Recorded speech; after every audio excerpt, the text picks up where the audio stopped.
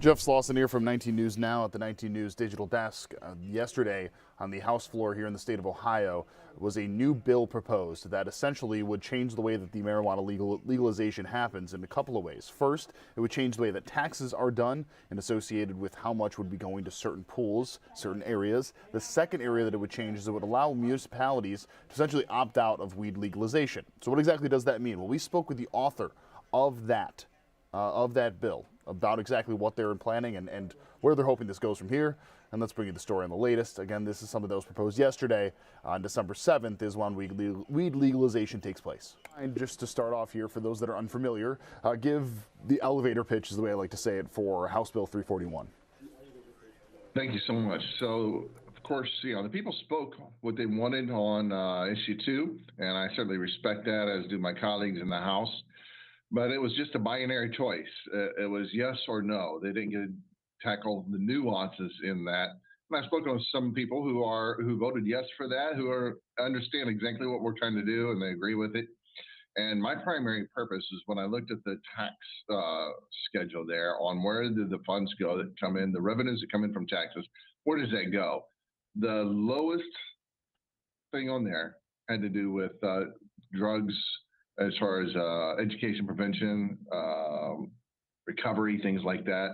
And as a person who has had addictions in my family, my father died from his addictions. We got other family members going through addictions.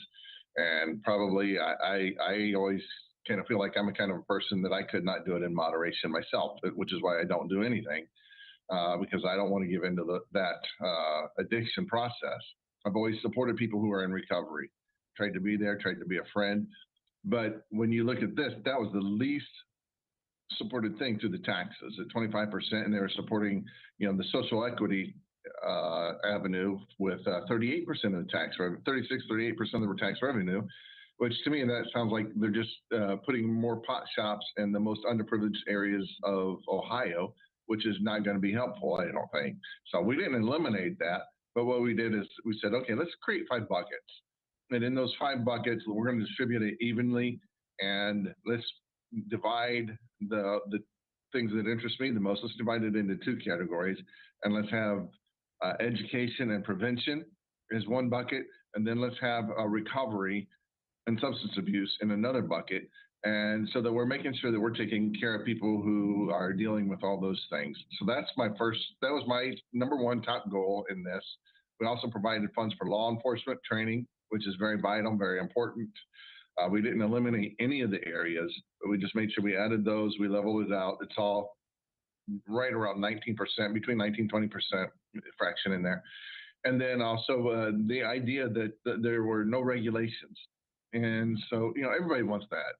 Everybody wants to be free from regulation. Wouldn't it be great if you can just write in no regulations for your own industry, whatever it is?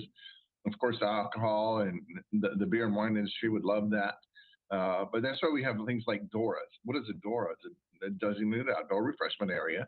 And basically with that, we're saying, okay, you can drink over here, but this is not a good place to be drinking in the public. And so, maybe some local municipalities want to do a DOMA, a designated outdoor marijuana area. Maybe they want to say, okay, the school playground is not a good place for everybody to gather and smoke pot, where the kids are out there riding the toys, going down the slides, hitting the swings and the merry-go-round and all that. Maybe this isn't a good place. Maybe standing outside of the entrance of the school while you're waiting to pick up your kids is probably not a good place to smoke pot. But when you're at home and when you're in other places, have at it.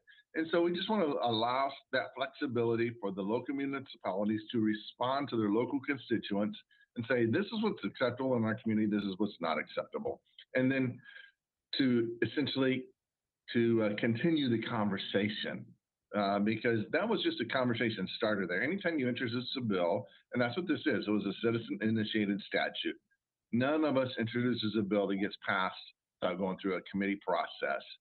And what does the committee process do? It's good. It's good for my bills. It's good for everyone's bills. And going through that committee process, the people who are for it come in and speak. People who are against it come in and speak. And then the interested parties come in and speak. And we tweak it. We refine it. We look for the unintended consequences. And by the time we're done, we've heard from all of the community, we've improved the bill, and we've done something that's great for all of Ohio. We're talking about the time frame with this next week, December 7th. is when things start to slowly happen with this. Does that mean that there needs to be a rushing aspect of your bill or any other bills that potentially could make some changes to this, or is there kind of a leeway with that? So that's a great question. I don't think we're bound by the December 7th deadline because the infrastructure is not in place. Certain aspects are going to take effect, such as the home grow, the ability to smoke it, and so on and so forth. I think that all takes effect, but those are not things that I'm trying to undo. I'm not trying to reverse those things. I don't think that the legislature is going to try to reverse those things in any way, shape, or form. And so those things taking effect are fine, but the tax base, the tax revenue is going to come in from this, we're still quite a ways down the road before that ever takes place. So I think we're good, and I certainly don't want to rush the situation. I want there to be time to deliberate. I want to hear from everybody on all sides on this issue. I want this to be a continuation of the discussion where everybody's voices is heard, and what we come out with is something that everybody says, okay, this is a better version of issue 2. Yeah, so just for clarity, not a rushed effort for this. This is going to go through all of the channels that normally are done, and the due process in this will be very standard with how other House bills are brought forward. That is my plan.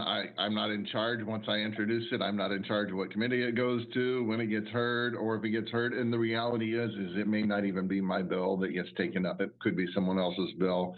But I wanted to be first in the discussion because I really wanted to emphasize the education, the prevention, and the recovery services aspect of that. I wanted to make sure that was always at the top of the conversation.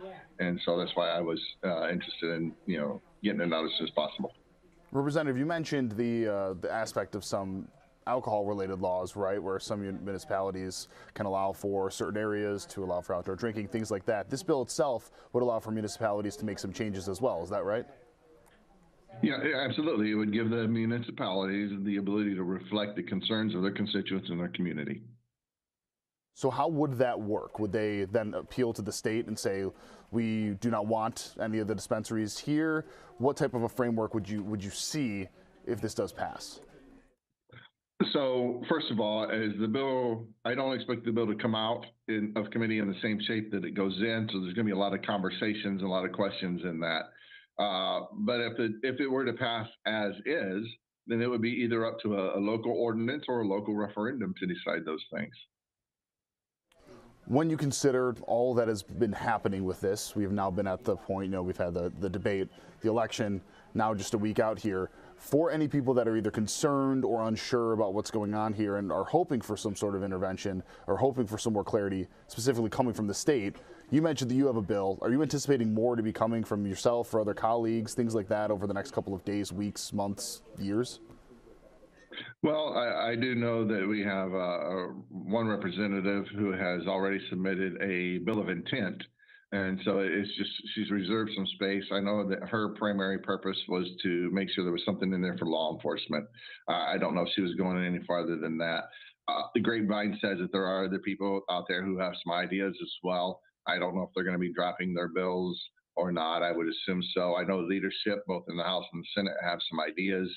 I would expect that their ideas are going to take a lot of precedence, based on what they hear from both chambers. And are they going to throw those ideas into HB 341, or are they going to craft a new bill? I don't know. No one has told me. And quite frankly, I'm okay with whatever happens so long as it's done in collaboration and cooperation with the entire legislature and representative of the constituents in the state of Ohio. People get to come in and have their voice. Ultimately, I think it'll be a better bill, and I'm happy to be part of that discussion regardless of how it turns out.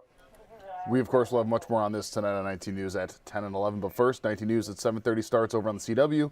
See you there in just a few minutes. For now, I'm Jeff Slauson, 19 News. Have a great day, great night. Much more to come, both on air and online. 19 News, now streaming on Samsung Smart TV. Search for Channel 1035.